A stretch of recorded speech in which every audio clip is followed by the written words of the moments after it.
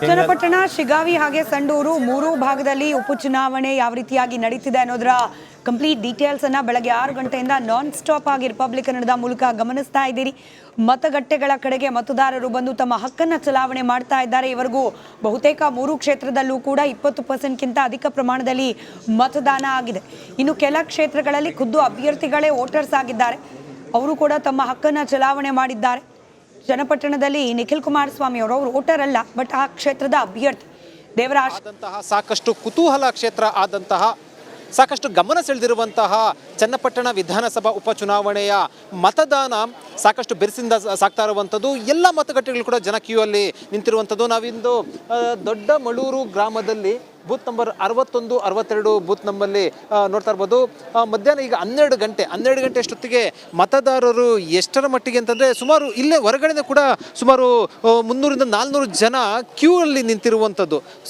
3 Q ಅಲ್ಲಿ, ಅದರಲ್ಲಿ ಮಹಿಳೆಯರು ಕ್ಯೂ 2 ಕ್ಯೂ ಅಲ್ಲಿ ಮತ್ತು ಪುರುಷರು 1 ಕ್ಯೂ ಅಲ್ಲಿ ಸಾಕಷ್ಟು ಏನು ಮತದಾನ ಮಾಡೋದಕ್ಕೆ ಕ್ಯೂ ಅಲ್ಲಿ ನಿಂತಿರುವಂಥದ್ದು. ಅಂದರೆ ಮತದಾರರು ಸಾಕಷ್ಟು ಉತ್ಸಾಹದಿಂದ ಬಂದು ಮತ ಹಾಕ್ತಾ ಇರುವಂಥದ್ದು. ಮತ್ತು ಯಾವುದೂ ಕೂಡ ಗೊಂದಲ ಆಗದ ರೀತಿಯಲ್ಲಿ ಮತ್ತು ಯಾವುದೂ ಕೂಡ ಏನು ಅಶಾಂತಿ ಮೂಡದ ರೀತಿಯಲ್ಲಿ ಪೊಲೀಸ್ ಬಂದೋಬಸ್ತನ್ನು ಕೈಗೊಂಡಿರುವಂಥದ್ದು. ಮತ್ತು 12 ಗಂಟೆ ಬೆಳಗ್ಗಿಂದಲೂ ಕೂಡ ಇದೇ ರೀತಿ ಕ್ಯೂ ಅಲ್ಲಿರುವಂಥದ್ದು. ಬೆಳಗ್ಗೆ 7:30, 8 ಗಂಟೆಗೆ ಕೂಡ ಇದೇ ಕ್ಯೂ ಇತ್ತು. ಈ ರೀತಿ ಈಗ 12 ಗಂಟೆ ಆಗಿರುವಂಥದ್ದು, ಇನ್ನೂ ಕೂಡ ಜಾಸ್ತಿ ಕ್ಯೂ ಆಗಿರುವಂಥದ್ದು. ಕಳೆದ ಬಾರಿ ವಿಧಾನಸಭಾ ಚುನಾವಣೆಗಿಂತ ಈ ಬಾರಿ ಉಪಚುನಾವಣೆಯಲ್ಲಿ ಹೆಚ್ಚು ಮತದಾನ ಆಗುತ್ತಾ ಅನ್ನುವಂಥದ್ದು ನೋಡ್ಬೋದು. ದೊಡ್ಡ ಮಳೂರು ಗ್ರಾಮದಲ್ಲಿ ಎಷ್ಟು ಕ್ಯೂ ಅಂತಂದರೆ 3 ಕ್ಯೂನಲ್ಲಿ ಮತದಾರರು ಮತ ಚಲಾಯಿಸೋದಕ್ಕೆ ಏನು ಸಾಲುಗಟ್ಟಿ ನಿಂತಿರುವಂಥದ್ದು.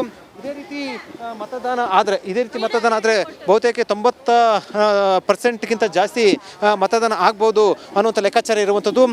ಇಲ್ಲಿ ಮತದಾರ ಪ್ರಭುಗಳು ಅಭ್ಯರ್ಥಿಗಳ ಭವಿಷ್ಯವನ್ನು ಇಂದು ಸಂಜೆ ಮತಗಟ್ಟೆಗೆ ತಮ್ಮ ನಿರ್ಧಾರವನ್ನು ಆ ಮತಗಟ್ಟೆಯಲ್ಲಿ ಕೂಡ ಭವಿಷ್ಯವನ್ನು ಬರೆಯಲಿದ್ದಾರೆ. ಒಂದಂತೂ ಬಹಳ ಸ್ಪಷ್ಟ, ಇಡೀ ರಾಜ್ಯದ ಗಮನ ಸೆಳೆದಿರುವಂತಹ ಚನ್ನಪಟ್ಟಣ ವಿಧಾನಸಭಾ ಉಪಚುನಾವಣೆಯಲ್ಲಿ ಬಿರುಸಿನ ಮತದಾನ ಆಗ್ತಾ ಇರುವಂಥದ್ದು. ನೋಡಬೇಕು ಸಂಜೆ ಎಷ್ಟೊತ್ತಿಗೆ ಎಷ್ಟು ಮಟ್ಟಿಗೆ ಮತದಾನ ಪ್ರಮಾಣ ಆಗುತ್ತೆ ಶೇಕಡವಾರು ಅಂತ. ಈಗಿನ ಮತಗಟ್ಟೆಯ ಪ್ರಮಾಣವನ್ನು ಅಂದರೆ ಈಗಿನ ಮತಗಟ್ಟೆಯಲ್ಲಿ ಬಂದಿರತಂಥ ಜನರ ಕ್ಯೂ ಅನ್ನು ನೋಡೋದಾದರೆ ಸುಮಾರು 94-95ರಷ್ಟು ಕೂಡ ಮತದಾನ ಆಗ್ಬೋದು ಅನ್ನುವಂಥದ್ದು ಲೆಕ್ಕಾಚಾರ ಆಗ್ತಾ ಇರುವಂಥದ್ದು. ಕ್ಯಾಮರಾ ಪರ್ಸನ್ ಶಿವ ಜೊತೆ Vijay, general Republic TV, Channapatna.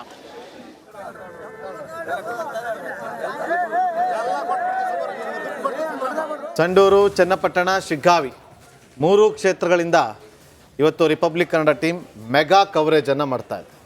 ನಿರಂತರವಾಗಿ ಬೆಳಗ್ಗೆಯಿಂದ ಕ್ಷಣದ ಅಪ್ಡೇಟನ್ನು ನಮ್ಮ ವೀಕ್ಷಕರಿಗೆ ಕೊಡುವಂಥ ಕೆಲಸವನ್ನು ಮಾಡ್ತಾ ಇದ್ದೀವಿ. ನೋಡಿ, ಇಲ್ಲಿ ಸಂಡೂರಿನಲ್ಲಿ ಅಭ್ಯರ್ಥಿ ಬಂದಾಗ ಅಲ್ಲಿ ರೈಟ್ 11 ಗಂಟೆವರೆಗಿನ ಲೆಕ್ಕ ಸಿಕ್ಕಿದೆ. ಯಾವ್ಯಾವ ಕ್ಷೇತ್ರದಲ್ಲಿ ಎಷ್ಟೆಷ್ಟು ಮತದಾನ ಆಗಿದೆ ಅದರ ಡೀಟೇಲ್ಸ್ ಅನ್ನ ಗಮನಿಸ್ತಾ ಹೋಗೋಣ. ಸಂಡೂರಿನಲ್ಲಿ 26%ನಷ್ಟು ಮತದಾನ ಇಲ್ಲಿವರೆಗೂ ಆಗಿದೆ, ಅಂದರೆ 11 ಗಂಟೆವರೆಗಿನ ಲೆಕ್ಕ. ಹಾಗೆ ಶಿಗ್ಗಾವಿಯಲ್ಲಿ 26.61%ನಷ್ಟು ಮತ ಚಲಾವಣೆ ಆಗಿದ್ರೆ ಚನ್ನಪಟ್ಟಣದಲ್ಲಿ 27%ನಷ್ಟು ಮತದಾನ ಆಗಿದೆ ಅನ್ನೋ ಮಾಹಿತಿ. ಈವರೆಗೆ 11 ಗಂಟೆವರೆಗೆ 22.28%ನಷ್ಟು ಮತ ಚಲಾವಣೆ ಆಗಿದೆ.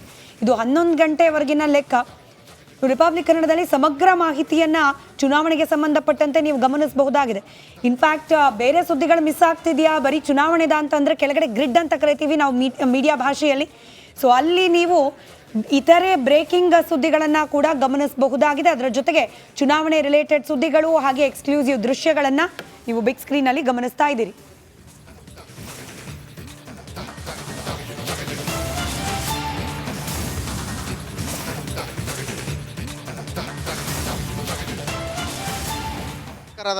ಅಜ್ಜಂಪೀರ್ ಖಾದ್ರಿ ಅವರು ನಮ್ಮೊಂದಿಗಿದ್ದಾರೆ. ಇವಾಗ ಶಿಗ್ಗಾವಿ ವಿಧಾನಸಭಾ ಕ್ಷೇತ್ರದ ಹುಲಗೂರಿ ಗ್ರಾಮದಲ್ಲಿ ಏನು ಮತದಾನ ಮಾಡಿದ್ದಾರೆ, ಅವ್ರ ಜೊತೆ ನಾವು ಮಾತಾಡೋಣ. ಸರ್, ಇವಾಗ ಮತದಾನ ಮಾಡಿದ್ದೀರಿ, ಯಾವ ರೀತಿ ವಾತಾವರಣ ಇದೆ ಕ್ಷೇತ್ರದಲ್ಲಿ?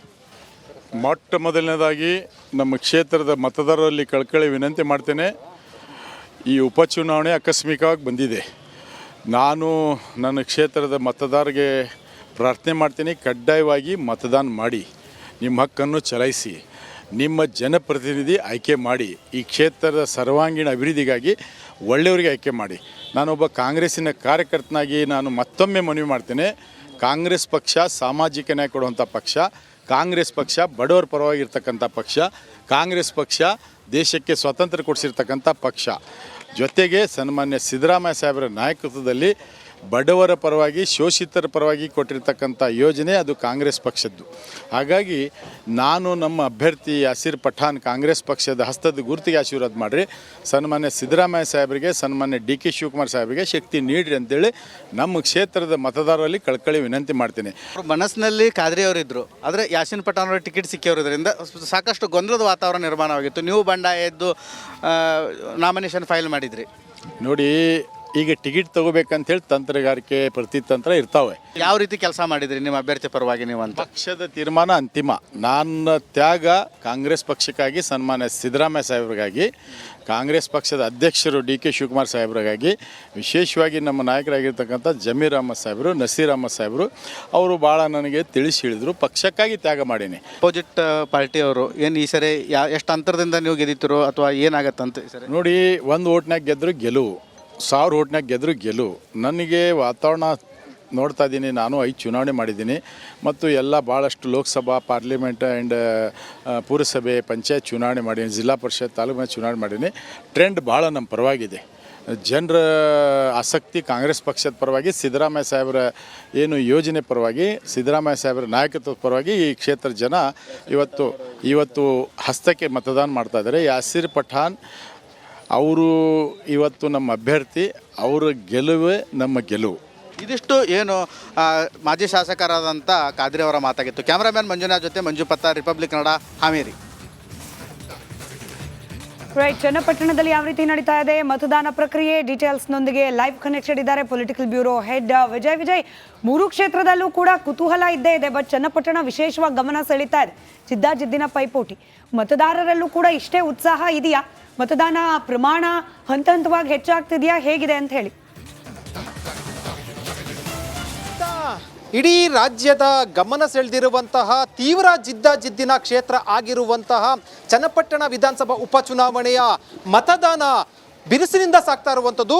ಬಹುತೇಕ ನಾನು ಇವತ್ತು 176 ಬೂತ್ಗಳ ಪೈಕಿ ಸುಮಾರು 7-8 ಹಳ್ಳಿಗಳ ಸುತ್ತಾಡಿರುವಂಥದ್ದು, ಸಾಕಷ್ಟು ಬೂತ್ಗಳಿಗೆ ಹೋಗಿರುವಂಥದ್ದು. ಎಲ್ಲ ಬೂತ್ಗಳಲ್ಲೂ ಕೂಡ ಕ್ಯೂನಲ್ಲಿ ನಿಂತು ಜನ ಮತದಾನ ಮಾಡ್ತಾ ಇರುವಂಥದ್ದು. ನಾನೀಗ ದೊಡ್ಡಮಳೂರು ಗ್ರಾಮದಲ್ಲಿದ್ದೇನೆ. ಅಲ್ಲಿ ಬೂತ್ ನಂಬರ್ 60-61ರಲ್ಲಿ ನೋಡ್ತಾ ಇರ್ಬೋದು, ಬೆಳಗ್ಗೆ ಬಂದಾಗ ಕೂಡ ಇದೇ ರೀತಿ ಕ್ಯೂನಲ್ಲಿ ಇದ್ದರು, ಈಗಲೂ ಕೂಡ ಅದೇ ರೀತಿ ಮತದಾರರು ಕ್ಯೂನಲ್ಲಿ ನಿಂತಿರುವಂಥದ್ದು. ಈಗ 12 ಗಂಟೆ ಸಮಯ ಸ್ಮಿತಾ, ಸುಮಾರು 3 ಕ್ಯೂಗಳಲ್ಲಿ ಮತದಾರರು ಕಿಕ್ಕಿರಿದು ತುಂಬಿರುವಂಥದ್ದು. ಮತದಾರರು ಮತ ಚಲಾಯಿಸೋದಕ್ಕೆ ಕ್ಯೂನಲ್ಲಿ ನಿಂತಿರುವಂಥದ್ದು. ಇದರಲ್ಲಿ ವಿಶೇಷ ಅಂತಂದರೆ 3 ಕ್ಯೂನಲ್ಲಿ ಕೂಡ ಮಹಿಳೆಯರು ಹೆಚ್ಚು ಕ್ಯೂನಲ್ಲಿ ನಿಂತಿರುವಂಥದ್ದು, ಮತದಾನಕ್ಕೆ ಆಗಮಿಸಿರುವಂಥದ್ದು. ಸಹಜವಾಗಿ ಇಲ್ಲಿ ಇರುವಂಥ 2,32,33,000 ಮತದಾರರಲ್ಲಿ 1,20,000 ಮತದಾರರು ಮಹಿಳೆಯರು ಇರುವಂಥದ್ದು. ಅಂದರೆ ಅತಿ ಹೆಚ್ಚು ಚನ್ನಪಟ್ಟಣ ವಿಧಾನಸಭಾ ಕ್ಷೇತ್ರದಲ್ಲಿ ಮಹಿಳಾ ಮತದಾರರು ಇರುವಂಥದ್ದು.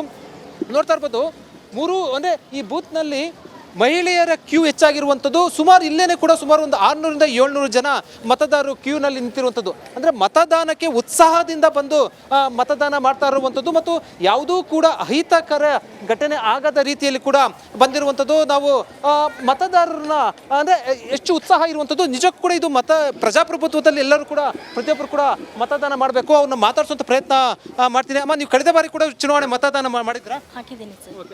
ಈಗಲೂ ಕೂಡ ಜಾಸ್ತಿ ಮಹಿಳೆಯರು ಬಂದು ಕ್ಯೂ ಅಲ್ಲಿ ನಿಂತಿರುವಂಥದ್ದು. ಓಕೆ, ಏನು ಅನ್ಸುತ್ತೆ ಚುನಾವಣೆ? ಚೆನ್ನಾಗಿದೆ. ಸೊ ನೀವು ಕಳೆದ ಬಾರಿ ಚುನಾವಣೆ ಮತದಾನ ಮಾಡಿದ್ರಮ್ಮ ನೀವು? ಸರ್ ಮಾಡಿದ್ವಿ. ಆಗಲೂ ಕೂಡ ಇದೇ ರೀತಿ ಕ್ಯೂ ಇತ್ತು? ಸರ್ ಇತ್ತು. ನಿಮ್ಗೆ ಅನಿಸುತ್ತಮ್ಮ ಮತದಾನ? ಮತದಾನ ತುಂಬ ಚೆನ್ನಾಗಿ ನಡೀತಾ ಇದೆ. ಇದೇ ನಡೆದ್ರೆ ಸಾಕು. ಇದೇ ಥರ ಏನು ಗದ್ದಲ ಇಲ್ಲದೆ ನಡೆದ್ರೆ ಸಾಕು. ಹೇಳಿ, ನೀವೇನು ಹೇಳ್ತಾ ಇದ್ದೀರಿ? ಇಲ್ಲ ಹೇಳಿ.